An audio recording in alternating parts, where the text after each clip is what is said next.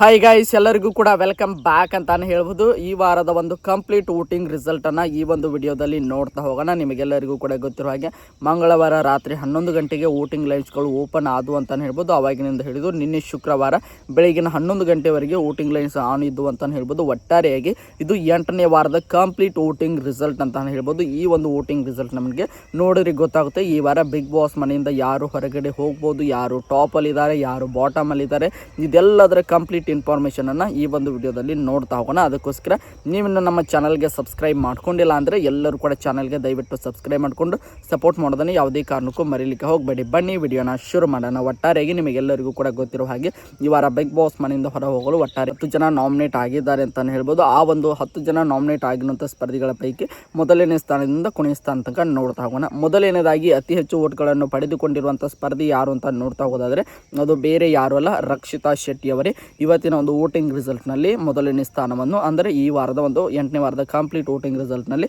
ಮೊದಲನೇ ಸ್ಥಾನವನ್ನು ಪಡೆದುಕೊಂಡಿದ್ದಾರೆ ಅಂತ ಹೇಳ್ಬೋದು. ಹಾಗಾದರೆ ಅವರಿಗೆ ಎಷ್ಟು ಪರ್ಸೆಂಟೇಜ್ ವೋಟ್ಗಳು ಬಂದಿವೆ ಅಂತ ನೋಡ್ತಾ ಹೋಗೋದಾದರೆ 38.1% ವೋಟ್ಗಳನ್ನು ಪಡೆದುಕೊಳ್ಳುವುದರ ಮೂಲಕ ರಕ್ಷಿತಾ ಶೆಟ್ಟಿ ಅವರು ಈ ವಾರದ ಒಂದು ಫೈನಲ್ ವೋಟಿಂಗ್ ರಿಸಲ್ಟ್ನಲ್ಲಿ ಮೊದಲನೇ ಸ್ಥಾನವನ್ನು ಪಡೆದುಕೊಂಡಿದ್ದಾರೆ.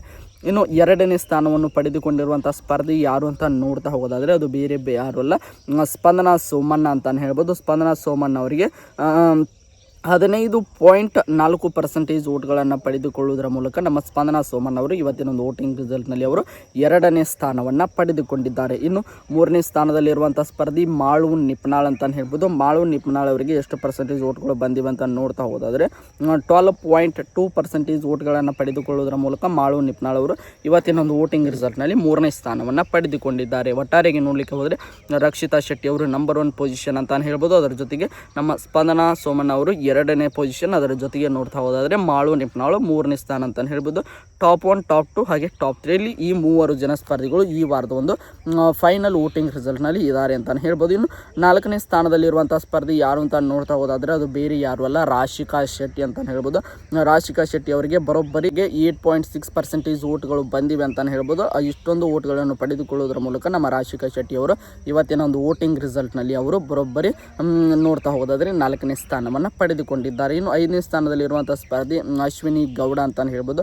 ಅಶ್ವಿನಿ ಗೌಡ ಅವರಿಗೆ 8.2% ವೋಟ್ಗಳನ್ನು ಪಡೆದುಕೊಳ್ಳುವುದರ ಮೂಲಕ ನಮ್ಮ ಅಶ್ವಿನಿ ಗೌಡ ಅವರು ಕೂಡ ಈ ವಾರದ ಒಂದು ಫೈನಲ್ ವೋಟಿಂಗ್ ರಿಸಲ್ಟ್ನಲ್ಲಿ 5ನೇ ಸ್ಥಾನವನ್ನು ಪಡೆದುಕೊಂಡಿದ್ದಾರೆ. ಇನ್ನು 6ನೇ ಸ್ಥಾನದಲ್ಲಿರುವಂಥ ಸ್ಪರ್ಧಿ ಬೇರೆ ಯಾರು ಅಲ್ಲ, ನಮ್ಮ ಧ್ರುವಂತ್ ಅಂತಲೇ ಹೇಳ್ಬೋದು.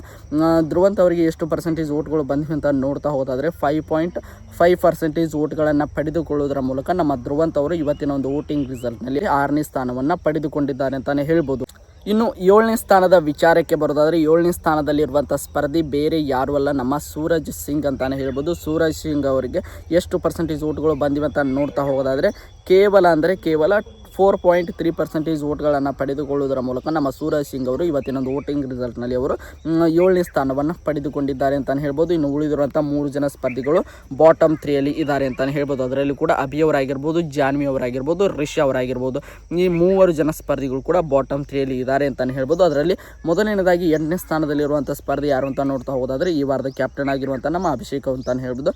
ಅಭಿಷೇಕ್ ಅವರಿಗೆ 3.5% ವೋಟ್ಗಳನ್ನು ಪಡೆದುಕೊಳ್ಳುವುದರ ಮೂಲಕ ಅವರು ಇವತ್ತಿನ ಒಂದು ವೋಟಿಂಗ್ ರಿಸಲ್ಟ್ನಲ್ಲಿ 8ನೇ ಸ್ಥಾನವನ್ನು ಪಡೆದುಕೊಂಡಿದ್ದಾರೆ ಅಂತಲೇ ಹೇಳ್ಬೋದು. ಇನ್ನು 9ನೇ ಸ್ಥಾನದ ವಿಚಾರಕ್ಕೆ ಬರೋದಾದರೆ 9ನೇ ಸ್ಥಾನದಲ್ಲಿರುವಂಥ ಸ್ಪರ್ಧಿ ನಮ್ಮ ಜಾನ್ವಿ ಅಂತಲೇ ಹೇಳ್ಬೋದು. ಜಾನ್ವಿ ಅವರಿಗೆ ಬರೋಬ್ಬರಿ 2.2% ವೋಟ್ಗಳನ್ನು ಪಡೆದುಕೊಳ್ಳುವುದರ ಮೂಲಕ ನಮ್ಮ ಇವತ್ತಿನ ಒಂದು ವೋಟಿಂಗ್ ರಿಸಲ್ಟ್ನಲ್ಲಿ ನಮ್ಮ ಜಾನ್ವಿ ಅವರು 9ನೇ ಸ್ಥಾನವನ್ನು ಪಡೆದುಕೊಂಡಿದ್ದಾರೆ ಅಂತಲೇ ಹೇಳ್ಬೋದು. ಅಂದರೆ ಬಾಟಮ್ 2 ಇದ್ದಾರೆ. ಇನ್ನು ಕೊನೆಯ ಸ್ಥಾನದ ವಿಚಾರಕ್ಕೆ ಬರೋಣ. ಕೊನೆಯ ಸ್ಥಾನದಲ್ಲಿರುವಂಥ ಸ್ಪರ್ಧಿ ಯಾರು ಅಂತ ನೋಡ್ತಾ ಹೋದಾದರೆ ಅದು ಬೇರೆ ಯಾರು ಅಲ್ಲ, ನಮ್ಮ ರಿಷಾ ಅಂತಲೇ ಹೇಳ್ಬೋದು. ರಿಷಾ ಅವರಿಗೆ ಎಷ್ಟು ಪರ್ಸೆಂಟೇಜ್ ವೋಟ್ಗಳು ಬಂದಿವೆ ಅಂತ ನೋಡ್ತಾ ಹೋದಾದರೆ ಬರೋಬ್ಬರಿ ಕೇವಲ 1.8% ವೋಟ್ಗಳನ್ನು ಪಡೆದುಕೊಳ್ಳುವುದರ ಮೂಲಕ ನಮ್ಮ ರಿಷಾ ಗೌಡ ಅವರು ಇವತ್ತಿನೊಂದು ವೋಟಿಂಗ್ ರಿಸಲ್ಟ್ನಲ್ಲಿ ಕೊನೆಯ ಸ್ಥಾನವನ್ನು ಪಡೆದುಕೊಂಡಿದ್ದಾರೆ. ಒಟ್ಟಾರೆಗೆ ನೋಡ್ತಾ ಹೋದಾದರೆ ರಿಷಾ ಹಾಗೆ ಜಾನ್ವಿ ಅವರು ಈ ವಾರದಲ್ಲಿ ತುಂಬಾ ಡೇಂಜರ್ ಝೋನಲ್ಲಿರುವಂಥ 2 ಜನ ಸ್ಪರ್ಧಿಗಳು ಅಂತಲೇ ಹೇಳ್ಬೋದು.